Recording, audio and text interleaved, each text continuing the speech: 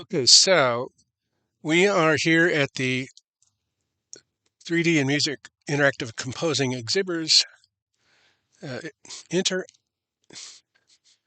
3D and Music Interactive Composers Kits exhibits with, do you want to be called Professor Graceful or Graceful? Uh, Either's fine. Graceful's good. Okay, great. And would be calling you Grace too short, or would that work for you? Not at all. That's what I'm normally called. Okay, and you can call me Site. Okay, so Grace has graciously agreed on the spur of the moment to do a walkthrough tour with us ad hoc on this exhibit. Now, you said that you work in online learning. Is that right? Do you want to just say a little Yes, I more? do. Yeah, tell a little more about that. I am an assistant dean and instructor at a 2-year online school in the state of Georgia in the U.S. And I instruct and I also support our online teachers in creating, developing, and with their classes and help out with our distance learning team. Cool. Okay. So have you been to the exhibit before, or this is like out of nowhere? This is the first time I've been to this exhibit. I've heard you talk before, but this is my first visit here. Okay, let's walk over then to the what I plan to be the entry point, which is right here off of the main road of the exposition. And you already know this, but I'll just say it for the purposes of the stream. We are at the Second Life 20th Birthday Exposition, which has some 320 exhibits, of which this is one. And the purpose of this exhibit is for people to express themselves musically at whatever level of music experience they have, from none to experts. So, just for curiosity, have you had music experience growing up or currently? I've had music experience growing up where I played the violin through elementary and middle school and high school. And as a young woman, I had picked up the guitar and played it a little bit. I haven't really done anything much in the past few years, but still love music. Me too. And so you're familiar with intimately with performing on violin and guitar. And are you also familiar with the piano keyboard and how the notes are labeled? A, B, C, D, E, F, G, and all that. I am, yes, a little bit familiar with that. Okay. Well, let's start here at the kind of the first placard, and I'm going to try to use my avatar as a visual pointer. So I have a little poem here in pink called Truth Beyond Words. Would you mind reading those 3 lines? You just can read them as any way you like. There's no wrong or right way to read them. Truth beyond words. From void comes energy. From energy comes sound. From sound comes shape. Thanks. And I actually used, since everybody is AI, to generate an image. So that color rainbow image came from those 3 lines. It wasn't the only image, but it was the one that I picked. So I call it truth beyond words, but it doesn't mean there's anything wrong with words. But what I'm trying to say is, well, let's see what I'm starting to say. Over here, it starts with a beat. So everything that's orange, Grace, is clickable. So there are 3 orange clickables here on the thing that says it starts with a beat. So would you click the top one? Yes, And let me know if you can hear that. I think you can.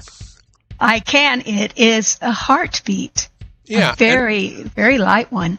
it's a light and fast heartbeat. So the human heart starts at about 6 weeks old in the mother's uterus. At around 18 weeks, click the second one now. And how does that start? Stronger Yeah, and it, slower. yeah. And that's when we first hear our mother's heartbeat. So you could say we can't even hear our own heartbeat until we're 18 weeks old. And at the same time, we hear mom's. Now, try playing.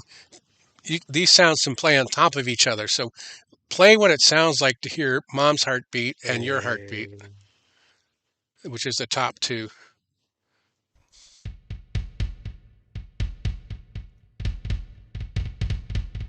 Oh, wow. It gets a little jazzy, doesn't it? Yes, it does. So that's why it starts with the beat quite literally. We hear, the first thing we hear is our heartbeat and our mom's heartbeat at the same time. And it's already got a little syncopation going. At about 6 or 7 months old, we can finally hear outside the womb sounds like the voice, like aunt's voice or dad's voice or whatever. So that's the third colored. Yeah.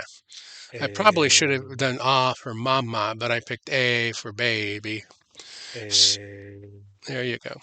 So it starts with a beat is to me the coolest thing about music.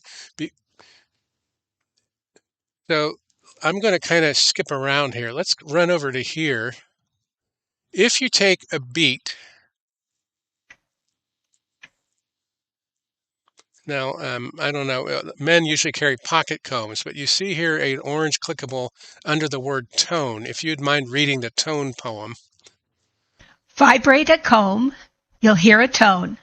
The faster rate, the higher, each doubled rate an octave. So go ahead and click that orange. Oh, wow. That's literally a drumstick hitting at 128 times per second, and it makes a tone. Try it again. And it shows you that it's actually C3, which is 1 octave below middle C on a piano. Now and then this is a kind of a frequency chart. So the lowest vibration rate that we can hear is 20 times a second. We just heard 256 times a second. The lowest a person can sing, believe it or not, is actually at 20. I actually have a YouTube recording of that. The lowest piano key is A0, and the lowest playable guitar string, since you play guitar, is at 41. I'm sure you could make a guitar that played even lower, but that's the E1 is the one I found that's commercially sold. So the point is it starts with a beat, and then if you make the beat fast enough, it becomes a recognizable scale. All right, let's go back over here. By the way, you can walk through these things. They're all magically phantom, one of the joys of 3D. So I call this one the composer's toolkit, and let's start with that heartbeat again. This one has 4 heartbeats, and they're soft, loud against slow, fast. And we kind of heard some of these, but let's try the soft and loud for the first row. Soft and loud. Yeah. Okay. Yeah. And then try it for the bottom row. Okay. Fast and loud? Yeah. And then fast and soft. So it turns out that it's pretty easy to hear the difference, right? Yes. So in the research, or at least according to Wikipedia research summaries, the 2 things that people most recognize and about music is the tempo. Fast music gets them hyper and slow music gets them relaxed. And volume. Loud music gets them hyper and soft music gets them relaxed. So as a composer, if you give them a soft volume and a fast tempo, it's like stretching our perception. It's part of the composer's toolkit or bag of tricks, if you will. Okay, the next pair over here is called ornament versus shape. So let's click the up arrow and the empty round circle.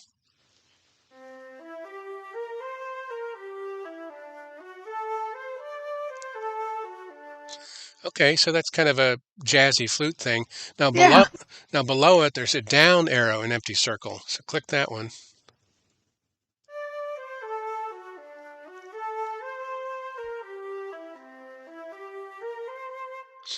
Okay, now if you play the up and the down arrow, do they communicate up and down or direction or shape?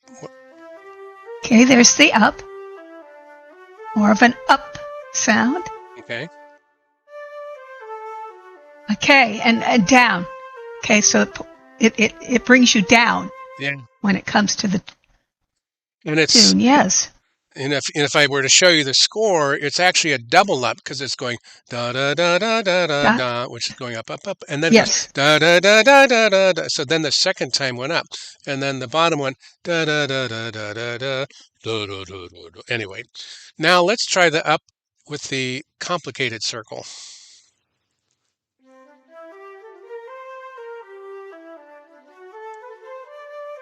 Okay. And then compare the two of them. One is plain and one is fancy. Okay, here's the plain.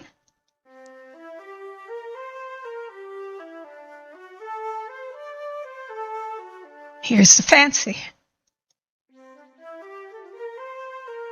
Okay. And then let's try the down and fancy. Okay, here's the plain down. And here. And here's the fancy down. Oh. So is the same or different impact hearing? Different impact. Yes. We've got some of what you call that fancy feeling, those tiny little extra notes in there. Yeah, and I'm pretty confident when you played violin, you would do trills and things as part of trills. Yeah. Yes. So those are two more variables that the composer has in the toolkit. And then the third one I'm demonstrating is meter and timbre at the top. So there's a picture of two trumpets. Click the two trumpets.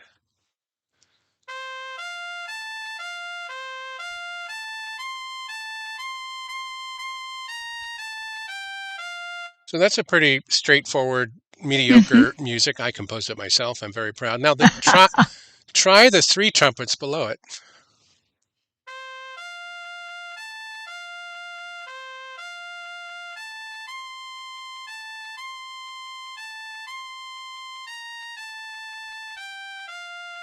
Same or different? A little bit different, more depth. Okay. I guess that's what I would call it. Yeah. Now try the three guitars at the bottom right.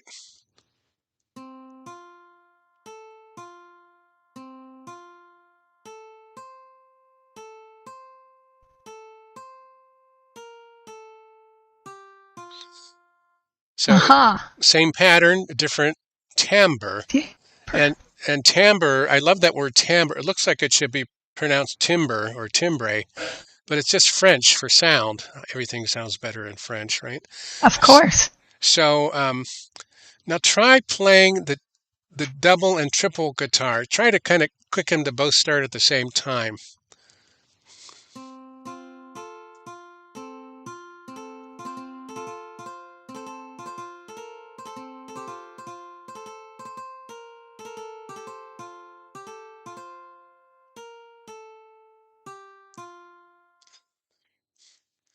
Let me try that one again. Sure.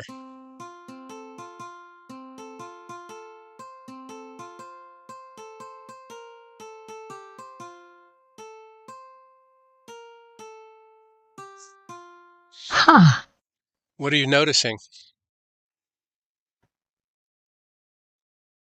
Once again, a more, I guess you'd call it deeper kind of feeling to it. A playing off of each other almost. Yeah. Remember when we played Moms and the Baby's Heartbeats together and they suddenly... Yes. That's kind of what's going on.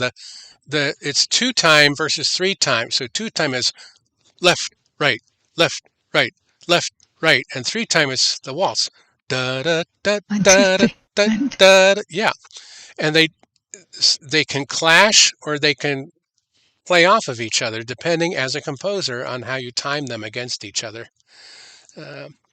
So here's another poem. Whoops.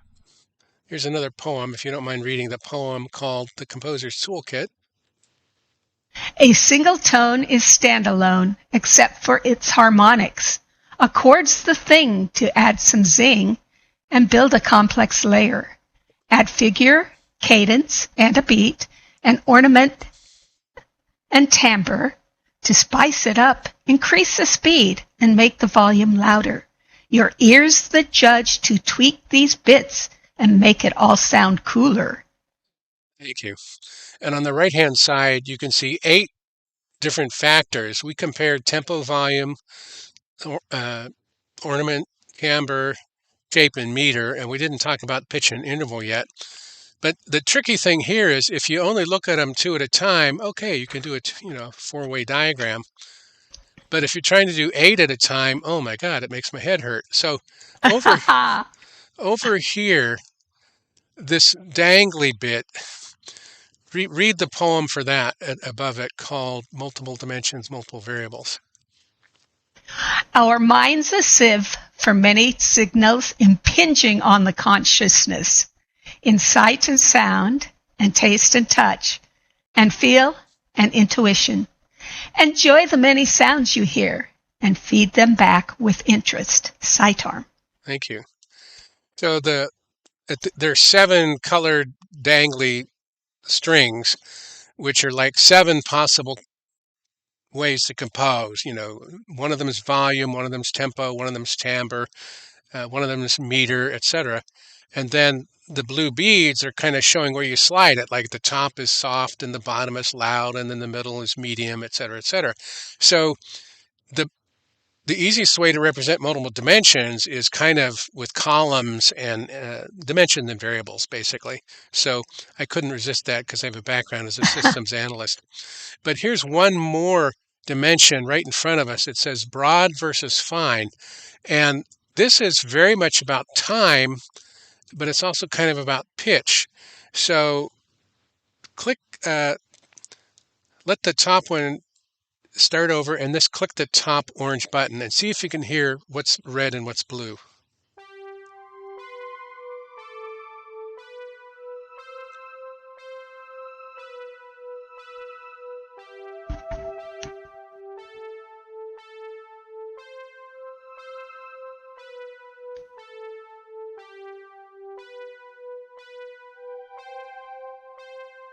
Yes. Yeah. And there's a lot of fine structure in here. It's a very jiggly little graph. It looks like one of those economics graphs where they're saying, well, and make sure you invest at the blue and sell off at the bottom, etc. Well, now at the bottom one is called the broad structure. So to click that.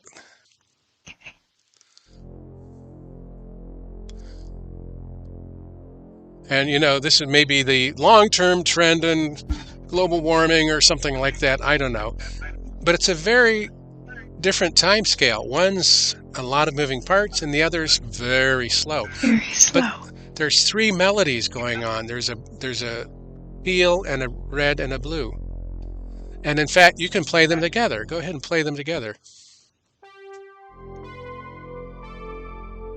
Oh.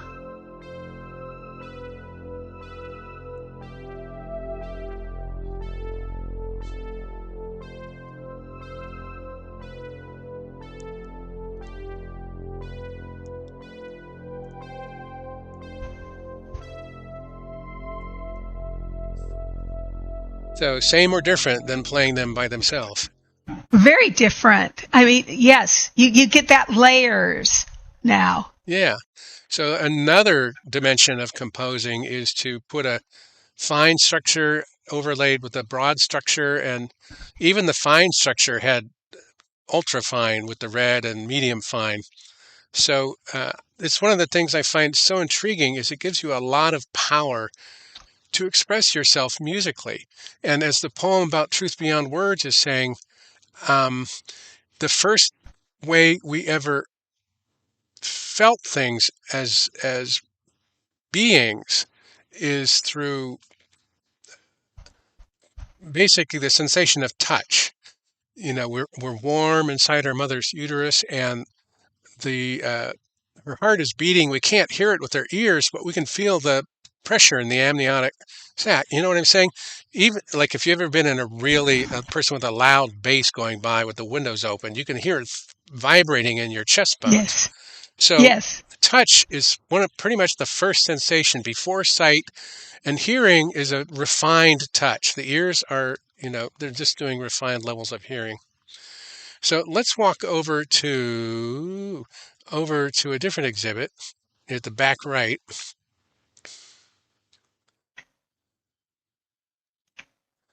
And this one, I'm going to pick the first one. It's Spiff and I already played the second game. This is called the Match the Sound to a Word game. Now, what this is supposed to represent is, well, it's my recipe for tomato salad. So my recipe for tomato salad is I take slices of tomatoes and I use a judicious combination of salt and sugar, balance them. And then I use some balsamic vinegar and some olive oil. And if I were really doing it right, I should have mozzarella cheese up here, but it was too complicated. So here, I'll just sit down in front of these orange clickable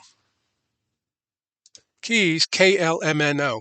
So I want you to click each one of those colored letters, KLMNO, so you hear all 5 sounds before we play the game. Okay. K, L, M, N, O. Well, you might want to play them so you can hear the difference. Okay. Oh, okay. Not at the same time. Okay. K.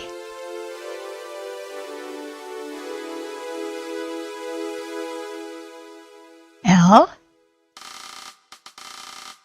Ooh. M.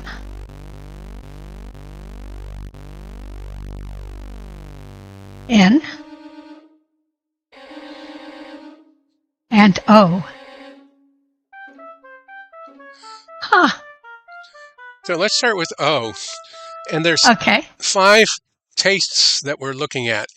So O, in the game, pick one. There's no wrong or right answer. Is O an oily sound, sweet sound, savory, salty, or sour? I would say that's a sweet sound. Okay, let me just move that over for you. In a perfect exhibit world, I would be able that you could move these buttons, but I kind of have to do it here. So you said sweet, so I'll put that over to sweet. Okay, pick another sound. Okay, I'm just going to go up the ladder here. N. Ooh. I would call that one sour.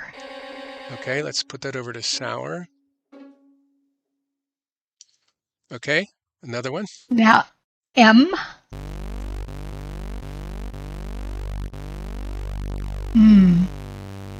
You can skip on to the others if you want to think about it. Yeah, I want to, yeah. And then I'm going to try L again. And now K again.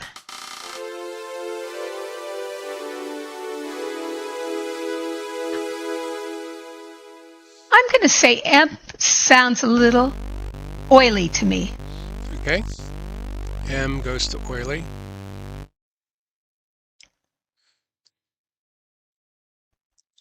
Okay, and now L. And I'm going to compare L and K again.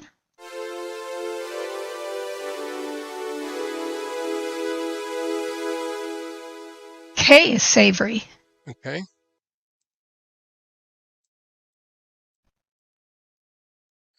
Well, that makes it easy then. There's only one choice for salt. L is salty. Okay.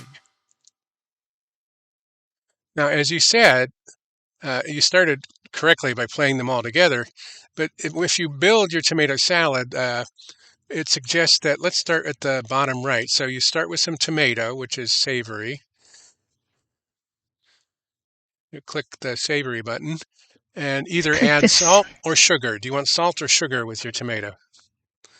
I would like a little salt with my tomato. Okay, so let's click the tomato, and you can't click the picture. You have to click the K button and the L button. Okay, so I'm going to click salty and savory together.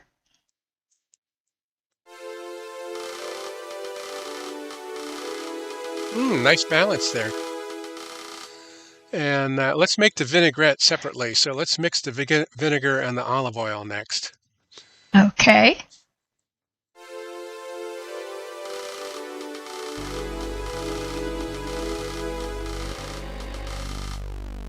And maybe a little hint of sweetness just to make all the flavors harmonize.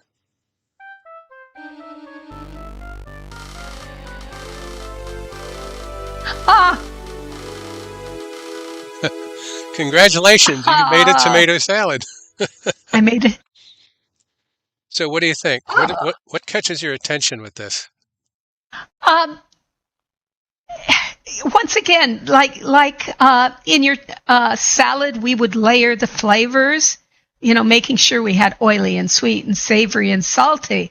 And, composing a piece of music, not unlike that, layering the sounds and the tempo and the timbre and tempo, and putting this all together to create a unique piece of music.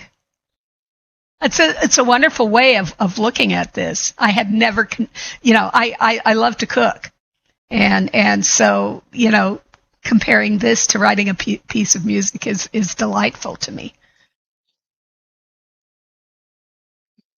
So let's walk on over here to these colorful exhibits.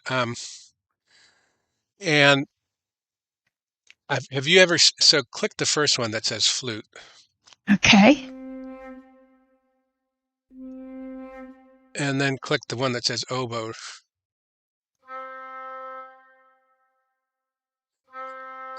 So they sound same or different? Little bit different. And how would you describe the difference just in your own words? Oboe's a little brighter. Flute a little rounder. Good. Now, what we're looking at is called a spectrogram, and the horizontal axis from left to right is time. So they're both about the same length. But the vertical graph is the vibrations. And the poem back there said every tone is standalone except for its harmonics. Even if you vibrated that lowest guitar string at whatever I said it was, well, let's take the 40. Every 40 beat per second has an 80 beat per second on top of it called the harmonic. It's double. Then there's a triple, 120, and then there's a quadruple. And what you're seeing here at the bottom, the lowest orange line on the flute is what the flute is playing. But at the same time that the flute plays that lowest note, if you zoom in on it, you'll see a second red line right above it. You see yes. that? And how many really long, bright red lines, how many bright red lines are there? Okay, that have bright red in it. Yeah. 1, 2, 3, 4, 5, 6, 7, 8, 9 have in it, but really bright red are the first two. Good. The bottom two. So that's a very characteristic picture of a flute sound, at least playing that note. Now let's look at the bottom of the oboe sound. How many bright red lines are there? Oh my, we have 1, 2, 3, 4, 5, 6, 7, 8, 9, 10, 11, 12, 13, 14, 15, 16 lines that have red in them, and the bottom 1, 2, 3, 4, 5, 6, 7, 8. The bottom 8 lines have a lot of red, and we even have some purple in 2 of those rows. So you called it sounded brighter. And we could say that brightness is associated with more harmonics. If you can hear the higher multiples, then it sounds brighter. If you only hear the low multiples, it sounds, quote unquote, duller or less shiny. But in one case, we're trying to use inexact words, and here we're using an exact picture of the two sounds. Isn't that cool? That is cool. And it's very cool that visually the oboe looks brighter, with the more reds and that sort of thing. So, yeah, that's very cool. Come over and compare another two. I'm going to kind of... Okay, you played violin. Okay, yes. So I'm going to sit between these two. We have a violin one. Go ahead and click the violin spectrogram. And let's count the red lines at the bottom. We see 1, 2, 3, 4, 5, 6, 7 with definite red. really most, red on the first three, and then a couple, skip a couple, and then a couple more lighter red. Right. So it's going up into the orange, and orange is also relatively loud. So orange and red kind of tend to define the sound to our ears. And the variation of like if every other is red and every other is orange, all of that factors into making it sound different. But now over to the right, there's one that says string synthesizer, string synth. So play the string synth. Oh my. Same or different? Okay, very different.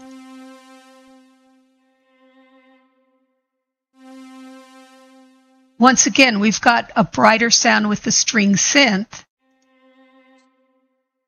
more of what I would call a rounder sound with violin, but I look at the colors on the string synth, and we've got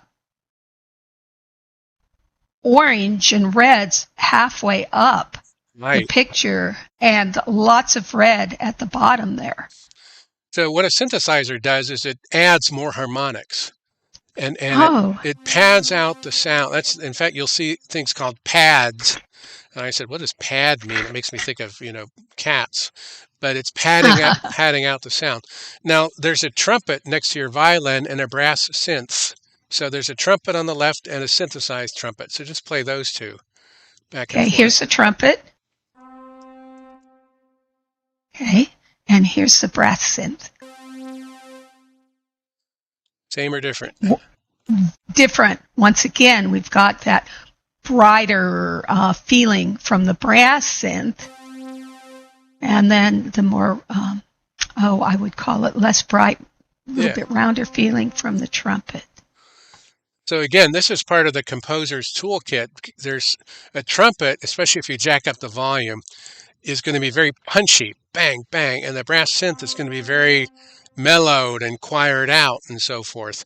And so when we pick different instruments, this is a visual way to also show what's going on. You're going to give it a brighter sound with the higher brightness, or a softer sound at the bottom. Now there's one other interesting thing here at the top. So when I was a kid, I was taught about long O as in home, go home, and short O as in like put the hat on top of your head. So play the O, the long O, and the short O. Okay. Long O. Oh. Yep. Short O. Same or different? Different. Let me, I'm turning up my volume a little bit. Or just zoom in on it with your camera, alt cam in on it. Okay. It'll get louder. Oh. Yes, that's the short O. Okay, difference between the short and the long O. And then look at the spectrograms. Okay, the short O, we've got yellow, more yellow in it. And the short O, we have less yellow, more greens, more of the blended sound. In this case, the brighter, it's always, the brighter is always louder.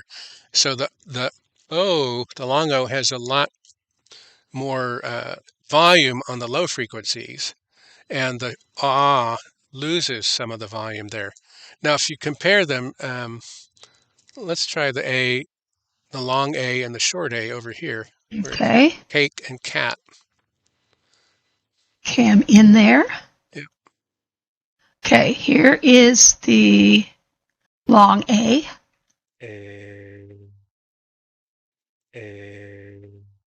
And here's the short A.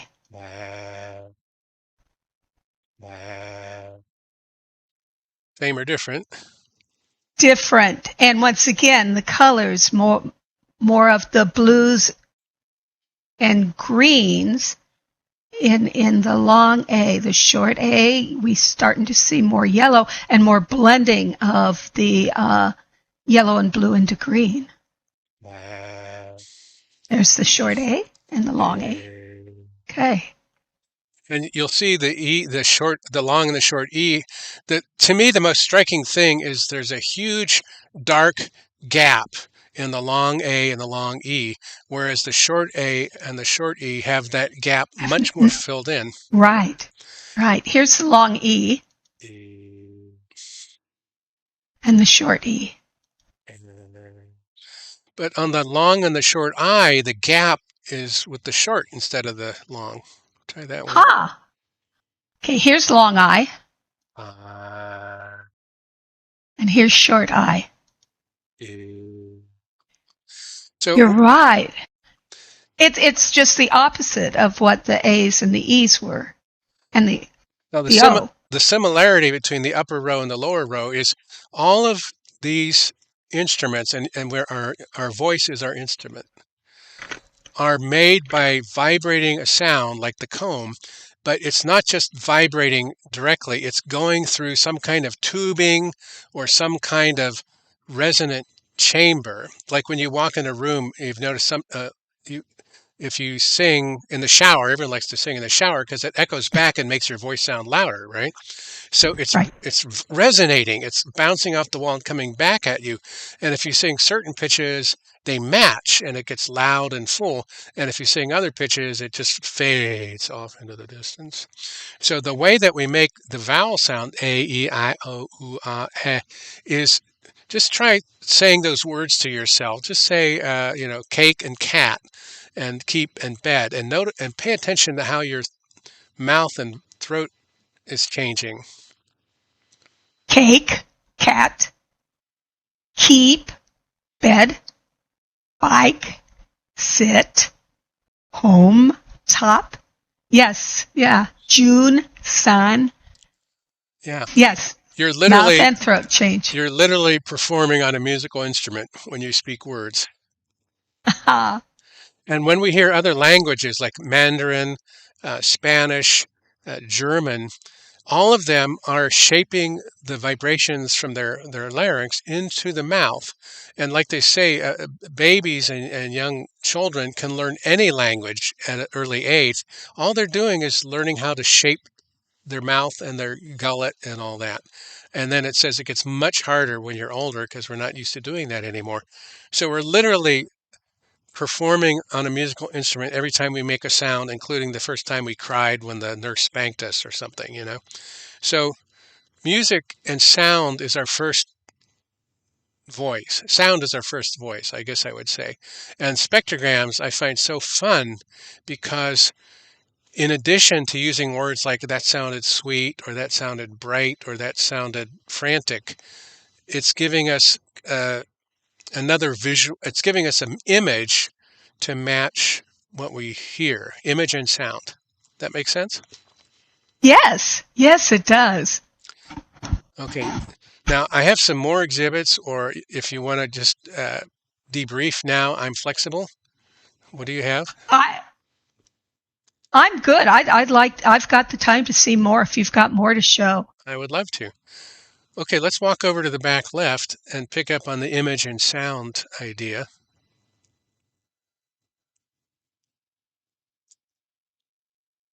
So there's a poem here on the pink card that says image and sound, if you wouldn't mind reading that for us. I will.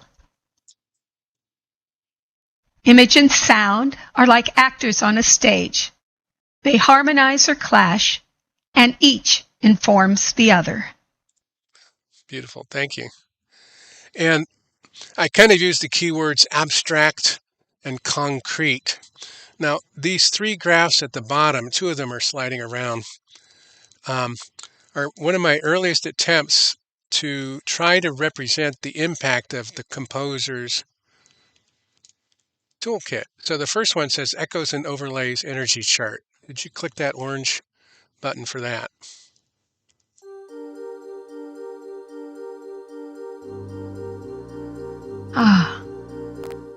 Yeah.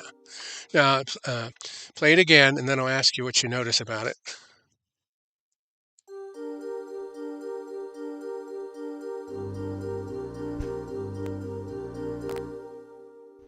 So what do you notice about, what catches your interest on that? There's this up and down, and then this evenness throughout. So we've got the two, we've got the like visually, the sound, this blue line, the up and down sounds being supported by this pretty much even sound. And you'll see that very much 2 layers. The subtitle has baseline in it. So it's kind of like that fine versus structure. If you click it again, listen for the bass to come in. Okay. There the bass comes in.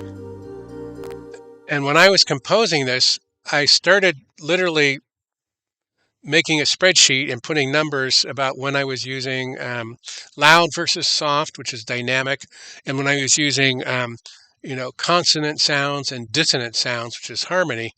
And I would tune my composition trying to make this wavy blue line look interesting. And I discovered that the rule of 30 seconds and 60 seconds, for me anyway, if something catches people's interest, it has to be at least 60 seconds long or they get really annoyed at you. If you play a 30-second clip and they say, well, I like that, but I wanted to hear more. And if I play 60 seconds, they like it. But if I go past 60 seconds, I have to do something different or it gets boring. So there's like this, you've got to have, it's just like if you stare at something too long, you have to look away. It's kind of like how our perceptions are wired. Or when I do videos for my students, if I don't do something interesting in that first 60 seconds, they'll unclick. There you go. Now above it are 2 attempts to visualize that piece of music. The blue, don't click that. It's not going to do anything. It's going to try to take you to a website. But I did have I did make music videos of it, and you're welcome to look at it later. But I would have to. I will. There are actually 4 lines represented by the 4 boxes on a blue field, and the yellow and the pink vibrate up and down in time with the music. And then above it is a picture by a artist called Mad Delirium. What a great name. And I put the music to a slideshow of about 50 of her images, which are very colorful, like this one, or fantasy art and things. And it's just every 6 seconds the picture changes. And adding the image with the sound gave a whole different impact. So that's why this is about image and sound. Just to complete the idea, the second energy chart here is called leashes. So click that one.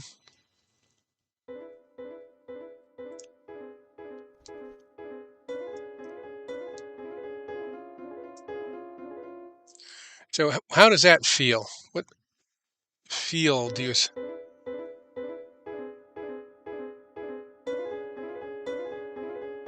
And something's going to happen. Yeah. We've got, yes. Then if you look at the subtitle, the tempo, we said the 2 things people most notice is tempo and volume. So the tempo is much faster. It's also got, what else? It's got a bunch of other stuff. I won't try to explain all that. But if you look at the picture that goes with it above, it's called leashes, and the blue and the pink and the white figures are a very simplistic way to represent someone taking their dog for a walk who sees a squirrel. And if you were to look at the animation and look at the titles on the energy chart, it says haste, haste, haste, hold, hold, hold, hunt, hunt, hunt, haste, haste, hold, slow down, And I remember watching people's dogs dragging them around. So that was kind of the background for that. And then the third one is called Trio. If you just click that one over here.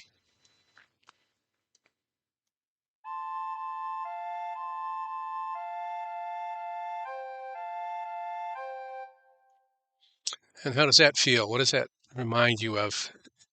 Definitely more peaceful than the previous one. Sort of a quiet, happy sound. Yes. So the harmony for this is much more consonant. And if you listen to the whole thing, you would hear it kind of flip back and forth between the happier and the somber. That's called mode change. That's part of what the blue line going up and down is representing. I represent dissonance as a higher energy, and it kind of makes you anxious Right. Right. and then the happy sound. Oh, I'm all happy. I'll just fall asleep. So this was, Yes. yeah. So I called it trio because reasons. And then the actual animation is showing literally 4 different ways to visualize music. At the top left is you see a yellow, blue, red solid lines that jump up and down. On the right-hand side is what's called a ball diagram piano roll. The middle is the actual score. And the bottom that's being hidden by the clickable is the piano keyboard. If you played the video, which you're welcome to do, you'll see the piano keys turn blue based on what notes are being played. So Oh. this was all about image and sound and how, for me, they inform each other. I learned to tune my music by trying to visualize it. And then after I made a visual animation of it, I would say, oh, I need to make this part brighter, louder, or I need to add another part. And then I go back and put it in the composition. And then I play the new composition and put it in the animation. I say, oh, that animation isn't fully reflecting it. So they go back and forth and change each other, which is another item for the toolkit. Okay, over here, this one, a short poem on lyric.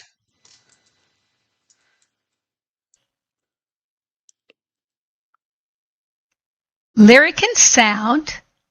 From shape comes language. From language comes lyric. Lyric is the blend. And then you can click the bottom orange for that.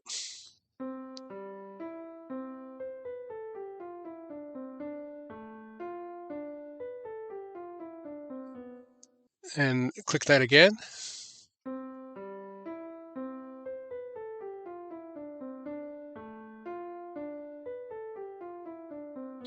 And how do you feel? What catches your attention about that?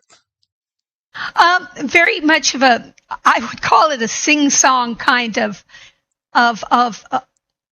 tune. I mean, Yes. it's literally a sing-song. So I would want to put words to it. There you go. And for me, it's kind of a mantra that I. Oh yeah. And one suggested words are peace to my mind, let all my thoughts be still. But then it's adding this skippy thing at the top. So it's like going off somewhere, running off. I'm trying to meditate. The kids are running around or whatever. I mean, I'm making up a story to go with it. And so this is I didn't want to have a lot of exhibits with words on them because I'm focusing on expressing yourself musically. But I think there's a paradox. If it all starts with a beat, ba-bump, ba-bump, and then the vibrating comb, and then we perform musically with our gullet and our larynx, and language came from making noises at each other, and then you're starting to shape the noises into intentional noises, right? That's language. Before we ever wrote a word, we said the words, and then we learned how to write it down. And then lyre and lyric, the Greek lyre, the harp, and the lyric, they're intimately tied up with each other. It's music and words, words and music, music, words, and words. It's lyric poets sang their poems.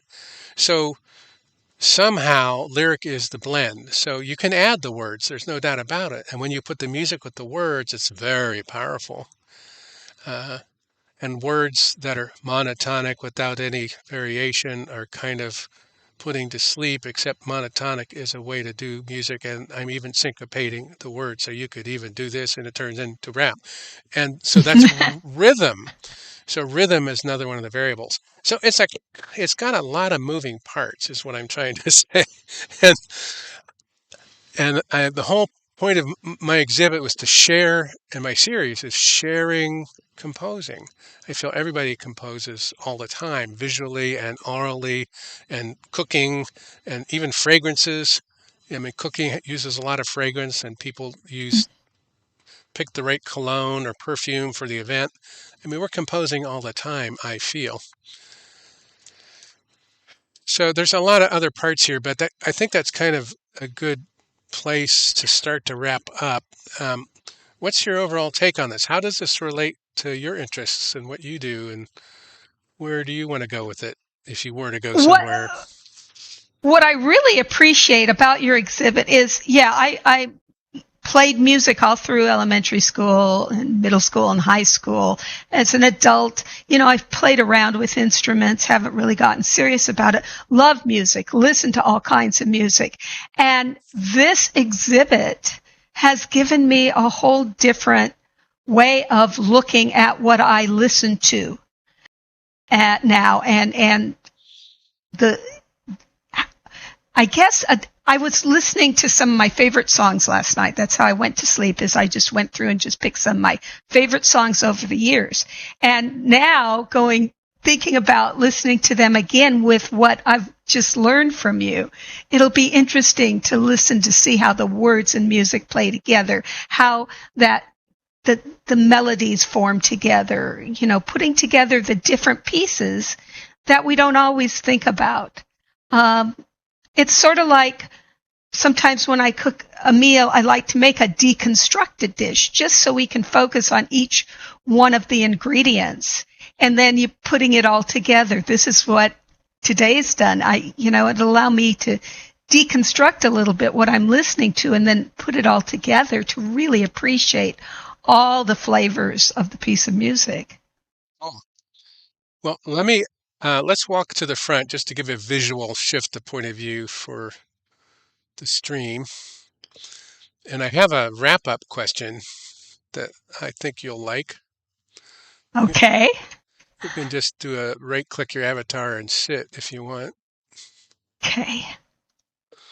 I always sit in the floor because I changed my hover height the other day, or my floor is kind of high.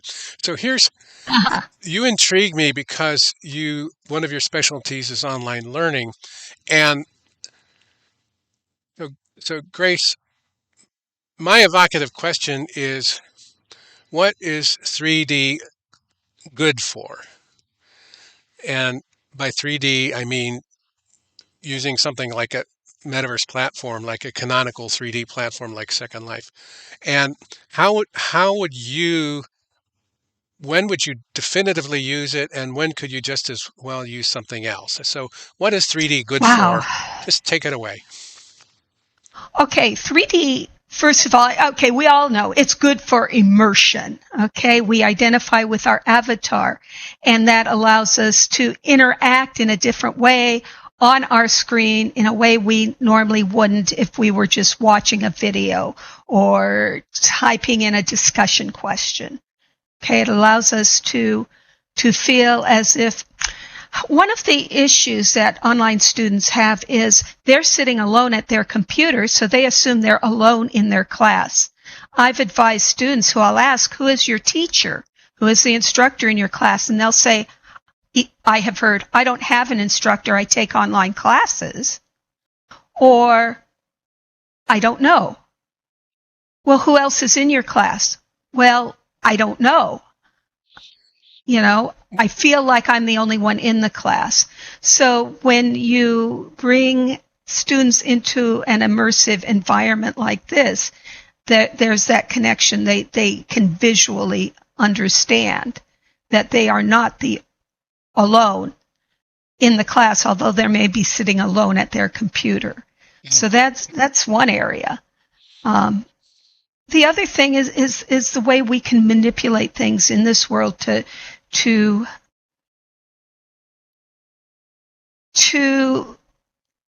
manifest what we're trying to teach them in a whole new way that is sometimes much easier to grasp than if we're trying to teach it. And one of the things I tend to talk with my hands when I lecture face to face, so I'm making all sorts of movements to show them up and down and big and small, and almost like conducting a symphony sometimes, I feel like.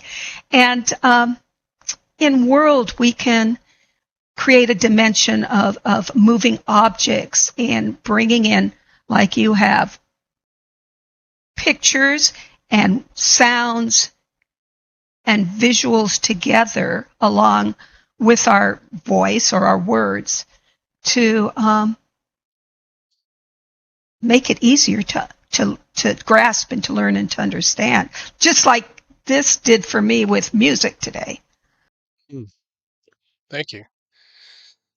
What else?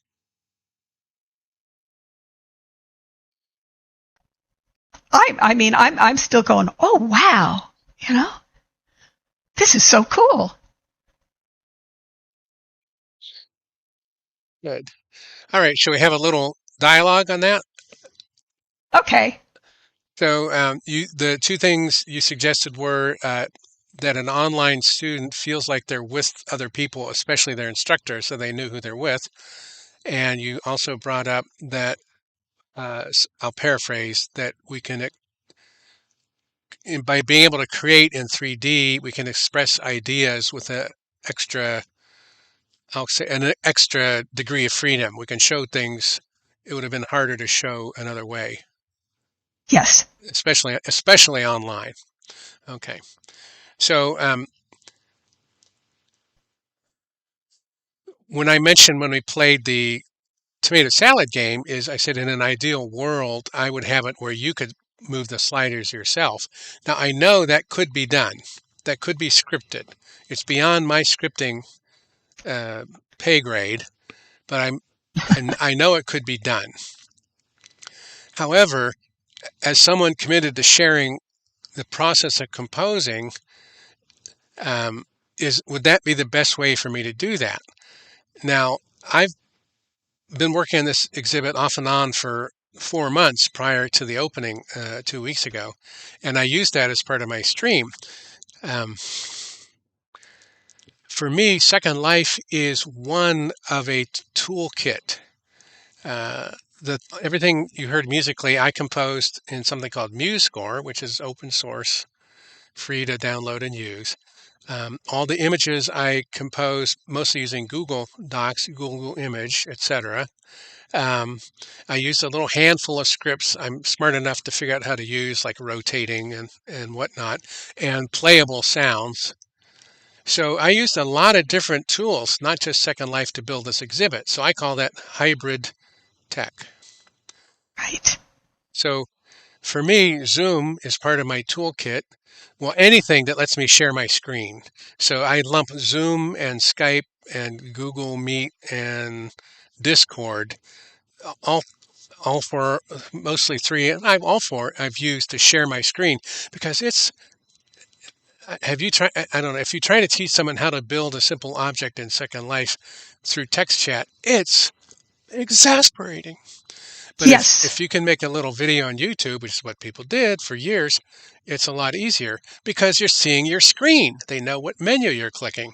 But if you could do it live in Zoom or Skype and see the screen and be logged into Second Life at the same time, I think it would be a whole lot easier. We're going to be testing that in a couple months. I'm going to teach a new course with some of the people you met at the virtual world thing. So I still am saying, what, other than sharing the process of building this exhibit, which is like a 3D visualization of my ideas about music, which informed me back in how do I compose music, which informed how I did the exhibit, I found that very beneficial.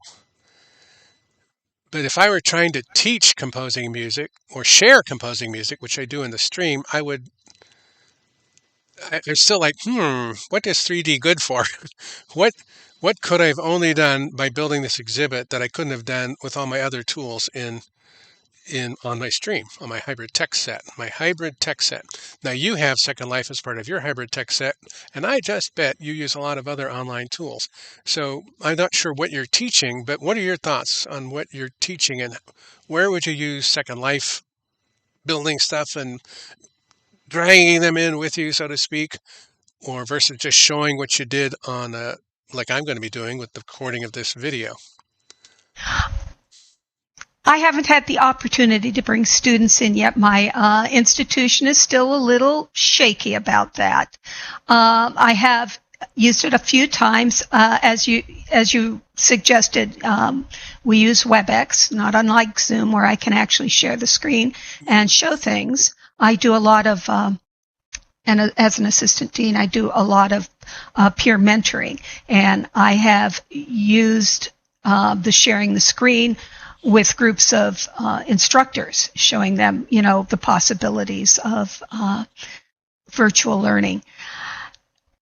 What I teach supply chain management, and this type of exhibit, you teaching about composing and understanding what tools you've used to put this together, starts giving me ideas of, okay, there are certain principles in supply chain management that I want to share.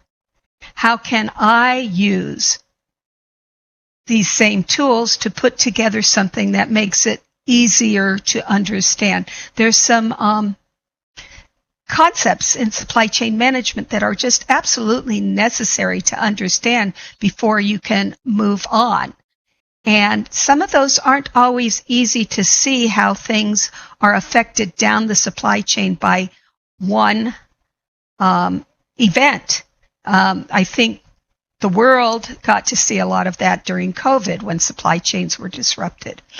And so there's some principles behind that are very important for the students to learn early so they can move on in their studies. And to be really honest, I'm thinking about, wow, how can I take some of those principles and use the tools you've just shown me in how to and what is part of composing as what is part of supply chain management. And once again, I don't necessarily need the permission of the school to bring students in World, where I can build it in World and then share it on my screen. And that's kind of what I'm testing with these little live tours, which again, thank you so much for agreeing to do this on the spot, ad hoc, unscripted. I'm glad I had the time this morning. I mean, this was definitely well worth it. Okay, let me stop the stream here, and then I'll debrief